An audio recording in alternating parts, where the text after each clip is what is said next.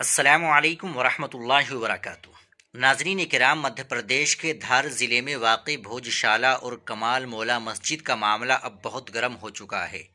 Madhya Pradesh high court نے ایک بڑا فیصلہ سناتے ہوئے اس پوری جگہ کو سرسوتی مندر قرار دے دیا ہے، لیکن آل انڈیا مسلم پرسنل لا بورڈ نے اس فیصلے کو پوری طرح غلط اور ناانصافی بتایا ہے۔ بورڈ کا کہنا ہے کہ یہ فیصلہ تاریخ اور سرکاری ریکارڈز کے بالکل خلاف ہے۔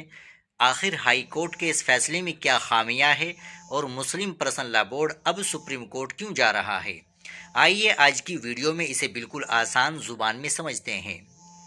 دوستو، آل انڈیا مسلم پرسنل لا بورڈ کے ترجمان ڈاکٹر سید قاسم رسول الیاس نے ایک بیان جاری کر کے اس فیصلے پر گہری تشویش جتائی ہے۔ ان کا کہنا ہے کہ عدالت نے ان سرکاری اور تاریخی کاغذات کو بالکل نظر انداز کر دیا جن میں اس جگہ کو ہمیشہ سے مسجد لکھا گیا ہے۔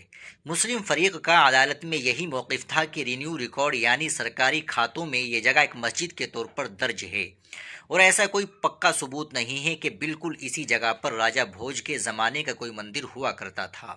وہ ہے کہ محکمہ آثار قدیمہ یعنی ASI کا اپنا پرانا ریکارڈ کئی دہائیوں سے خود ASI کے سرکاری بورڈز پر اس جگہ کا نام بھوج شالہ کمال مولا مسجد لکھا ہوا تھا، یعنی حکومت خود مانتی تھی کہ یہ ایک مشترکہ جگہ ہے۔ بلکہ سن 2003 میں حکومت نے ایک نظام بنایا تھا۔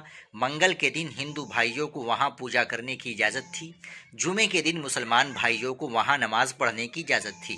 اب مسلم پرسنل لا بورڈ کا سوال یہ ہے کہ جب خود سرکاری محکمے نے دونوں برادریوں کے حق کو مان کر یہ انتظام کیا تھا تو ہائی کورٹ نے اس پرانے نظام کو کیوں ختم کر دیا؟ تیسرا اعتراض، سروے میں ملنے والے ستون اور مورتیاں۔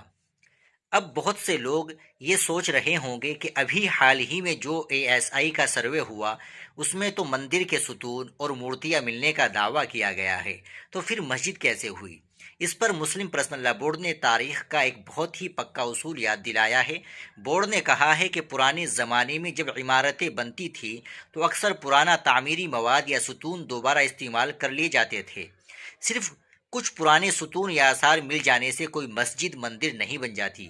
عدالت کو کہانیوں اور روایات کے بجائے ٹھوس سرکاری کاغذات کو دیکھنا چاہیے تھا۔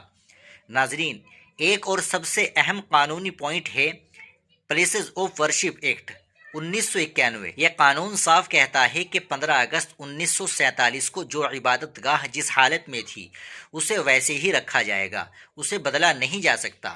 بورڈ کا کہنا ہے کہ ہائی کورٹ کا یہ فیصلہ اس قانون کے بھی خلاف جاتا ہے۔ ناظرین، اب اگلا قدم کیا ہوگا؟ آل انڈیا مسلم پرسنل لا بورڈ نے اعلان کیا ہے کہ وہ کمال مولا مسجد کمیٹی کی پوری مدد کرے گا اور اس فیصلے کو ملک کی سب سے بڑی عدالت یعنی سپریم کورٹ میں چیلنج کیا جائے گا۔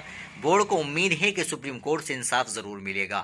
آپ کا اس پورے معاملے پر کیا کہنا ہے؟ کمنٹس میں اپنی رائے ضرور شیئر کریں۔ اگر ویڈیو معلوماتی لگی ہو اور اچھی لگی ہو تو اسے لائک اور شیئر ضرور کر دیں، اور ہمارے چینل کو سبسکرائب کرنا نہ بھولیں۔ ملتے ہیں انشاءاللہ اگلی ویڈیو کے ساتھ۔ السلام علیکم ورحمۃ اللہ وبرکاتہ۔